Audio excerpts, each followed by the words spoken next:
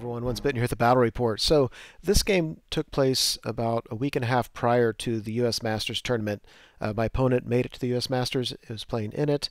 At the time of this game, I did not know that I was being invited to the what's called the play-in, which is kind of like a final four-person wild card playoff.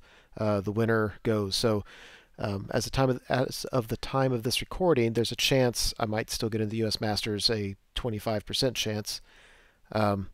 Nevertheless, and this is not my list anyway, but opponent wanted to practice game. I was really looking forward to it, and it went like this. So starting the far right, he's got a unit of 6 Leadbelchers, a Saber-Tusk, 7 Iron Guts, and in there he's got a Tyrant. I don't have his kit. He's just really killy. Super high strength, other Trickster Shard, 6-up ward save, I think. But nevertheless, a real beast in combat. I think he actually might have Sword of Anti-Heroes too.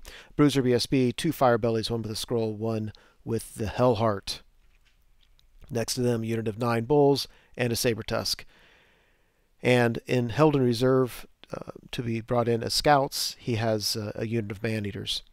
So I should have known about the Man-Eaters. I actually talked to my opponent about his list as he was putting it together, and when we were deploying, I totally forgot that the Man-Eaters were scouting. So I put my knights over here. I've got 3 blocks, 2 of Knights of the Realm, 1 of Knights Errant. The Knights Errant are on the right. The difference is in the helmets. And I've got just a few characters in the leftmost unit. I've got a Lord level character, Heroic Killing Blow, Heartwood Lance, Guard Battle Standard Bearer, and then just a Naked Paladin. The one in the middle, I've got if your toughness is greater than 5 Lord, another Paladin, 2 other Paladins, one of which has the movement, the Impetuous Knight thing, and that's the Banner Swiftness unit. And on the right, it's just no characters there. Fast Cav, 3 Pegasus Knights in front of them. Trebuchet Archers, and when I was about 2/3 of the way through the deployment is when I realized, oh crap, he's got a big unit of Man-Eaters that are scouting. Shit. So, excuse me, I put my last Paladin way out here so that the Man-Eaters could not come in behind my lines. He would have to at least be in front of me. I figured he could easily get in front of this guy and take care of him, but if he did that, then they would be far enough away from the rest of his lines that would allow me to pick him apart a little bit. And I don't love it, but I was just an idiot and didn't plan in advance. Here on this far left, yeah, I have Trebuchet and Archers, and 2 Spellcasters, level 4 Lore of Heavens, and then like a level 2 Beast, I think. I don't remember. This is what I used for the qualifying tournament. Even now, I don't remember it. Anywho, I figured they were safe. He didn't have any ranged threats that could reach him that far. I didn't want him in the Knights miscasting. I figure I can always join him to the Knights if I need to. Alright, so there's the Man-Eaters deployed right as you can see them. So I really can't charge them.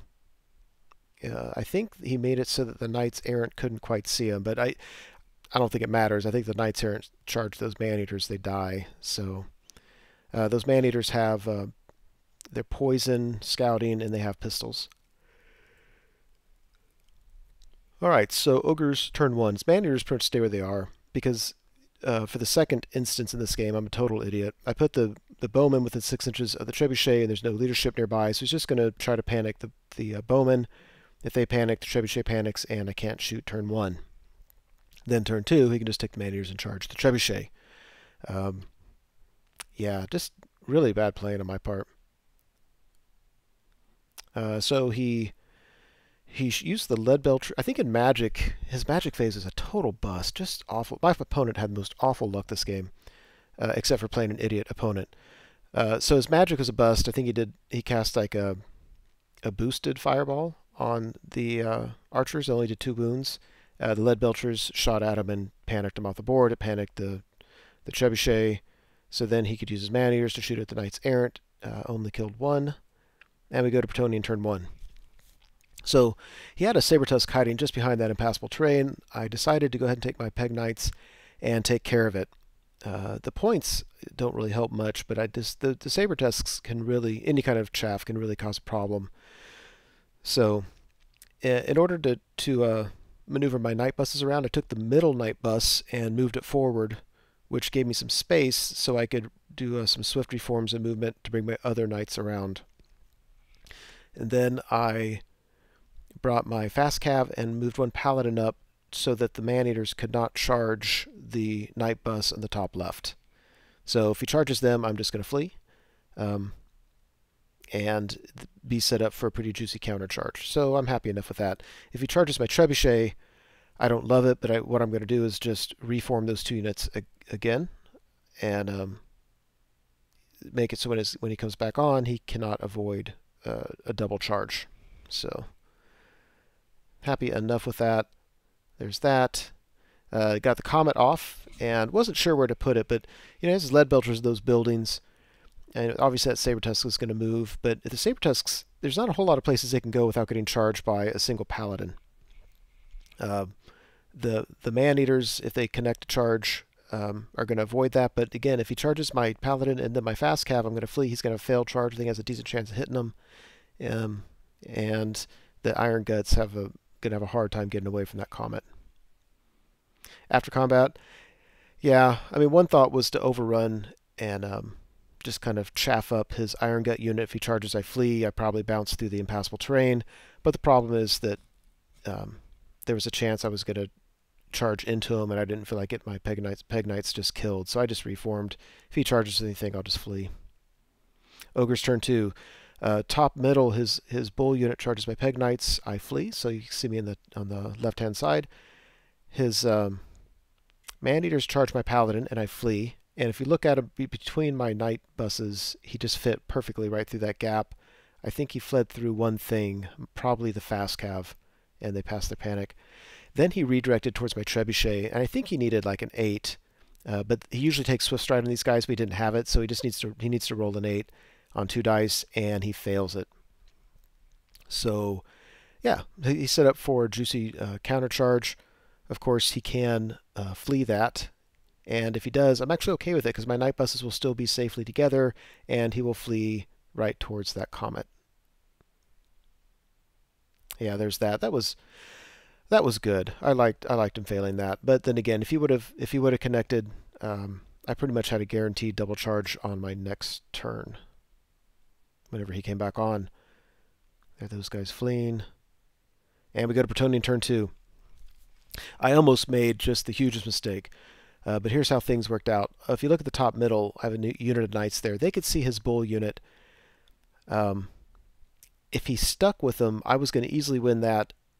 He would not have been steadfast, and I would have overrun and probably just passed right out of line of sight of his Iron Gut unit.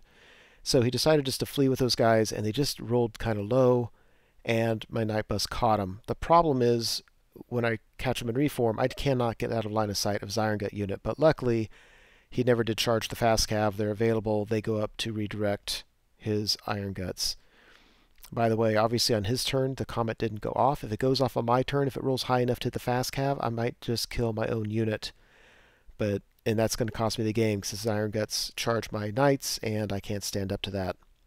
So here's hoping it either doesn't go off or it rolls really low. I'd love for it to roll low, hit the Iron Guts, and nothing else. His lead belchers had come out of the building, by the way. Anyway, my point is, I had already declared that charge. He fled. I hadn't rolled it yet, of course. Both my night buses charges man-eaters, and he just decides to stick. He was very tempted to flee, but we're like, you know what, it's a practice game. Let's see how they stand up. When I charged with a paladin into their flank, what I was thinking was, you know, it doesn't give him any more attacks. Everybody has is getting all their attacks no matter what. So if he decides to go against that guy, you know, he might get those points. That'd be unfortunate. But if he doesn't kill him, that's going to give me a flank and 3 more high-strength attacks. So they get to go against him. So what we're going to do is we're going to issue a challenge. It'll be that guy against the guy in the front right corner of his unit, and we'll see how it goes from there. But if he had fled from that single paladin, he would have bounced right through that impassable terrain and landed right in front of my knight unit and just would have chaffed everything up. What I should have done is done all those charges in the lower right first and then done my general's charge, but I just didn't think of it. Anywho, so there's all that. There's a close-up. I'm really nervous about it. I imagine my opponent's really nervous. I don't know what the math is on this. It's just, I don't know. I'd have to sit down and figure it out. There's the fast cav. It did really suck being a fast cav person. And yeah, this is the guy who fled the charge. He was on leadership 8 um, to rally. He decided not to do it, fled right through the trebuchet, which failed its panic and won't be shooting. And luckily, the Comet does not go off. That thing is now on 3 pips, and it is going to really wreck whatever units are close to it. So we go to the magic phase. He needs a 4 or better for the Hellheart to hit that that damsel. I don't know why I put the damsel in the unit. There's a reason for it. I just don't remember my reason. Yeah. So anyway, and anyway, he rolls a 4 up. She miscasts, so it ruins my magic phase, which really sucks because I was really hoping to get some magic buffs here.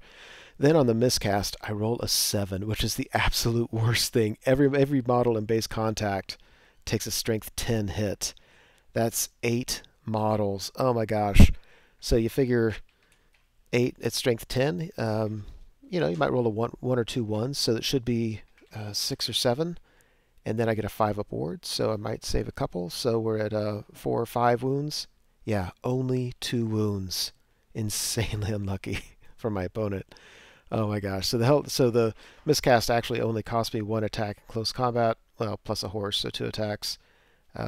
Cost me the magic phase, but that was very, very lucky. And we go to combat. The paladin goes in against his champion with 3 attacks, strength 6, because he has a lance. I think he has a lance, whatever he had. And yeah, he hits all 3 of them, wounds all 3 of them, boom, champion's dead, which saves me, what, 5 attacks coming back at me? And then everything else went the same way. He ended up killing only one knight errant. I don't know if he killed, I think he put a wound on a paladin, otherwise didn't kill any. I put a wound on a paladin and a wound on my BSB, otherwise he couldn't do any other wounds. We won by an absolute ton. I pursued with 2 units to make sure I got the points. I reformed my BSB's unit because I didn't want to just march right up on top of the Comet with every single thing I had. And yeah, that was huge. I mean, basically his army consists of Iron Guts and characters and Man-Eaters. The 9-man Bull unit never really concerned me that much, and Man-Eaters and Bull unit are gone, so that helps. Ogre turn 3. He couldn't charge his unit at my general's unit, so he charges his general out of the unit, which is the kind of thing I love to do. And that's really scary because basically my general's going to get to go before him. I'll have 4 attacks. I'll hit 2 on average, and then I'm going to need I think a 5 or 6 to wound, and I can reroll failed wounds. I need a 6, and then he's going to have a 6 up ward save. I need a 6. If I don't have a 6, he's going to do so many wounds. Again, he's a beast anyway, but he has the Sword of Anti-Heroes and the other Trickster Shard, so he's just going to do so many wounds. I think he'll win combat. I'll be steadfast, and as long as we sit there, he's just going to just chew through that unit. My opponent took the 2 Firebellies out so that my BSB's unit could not charge the Iron Guts. If we're being honest, I wasn't really excited about charging the Iron Guts because they just do so many attacks. I'd rather let that Comet whittle them down first, but I'll take it. And there's that. I mean, it's pretty epic. I do have 2 Lord level characters in there, but the truth of the matter is that it doesn't matter. I think the Green Knight one has a Virtue of Audacity, so I get to reroll hits and wounds against this guy. But okay, so I'll do a wound or 2. It doesn't matter. He's going to kill. If my Heroic Killing Blow Lord doesn't kill him, then yeah, it's just going to be ugly. So there's that.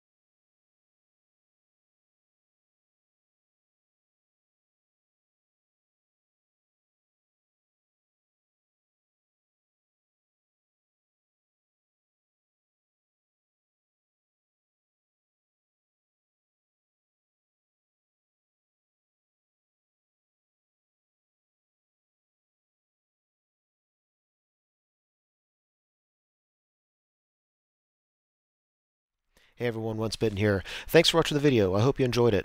As you know, YouTube has several functions you can use to interact with videos such as this. You can like the video, you can leave a comment, you can favorite the video.